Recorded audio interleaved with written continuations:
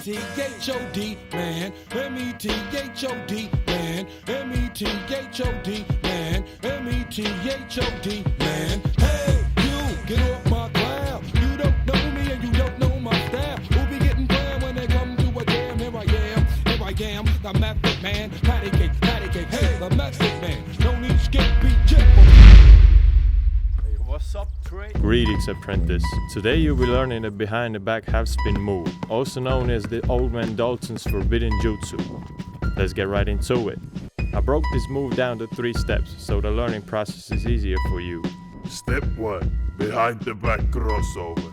This step is all about power and quickness. Just do the crossover over and over again until you got it down with proper speed and strength. Step 2. Emphasize step head and body fake. To really sell the move to your defender, you gotta step with an emphasized foot and make a shoulder fake to the opposite direction of your drive. Step 3.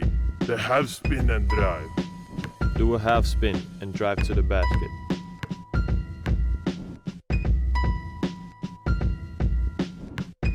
From this point, you'll probably have one of 2 outcomes. Either you have a wide open lane for the layup, or the big comes to help under the basket and you make a right play by passing it to the open shooter, unless you're Zion Williamson.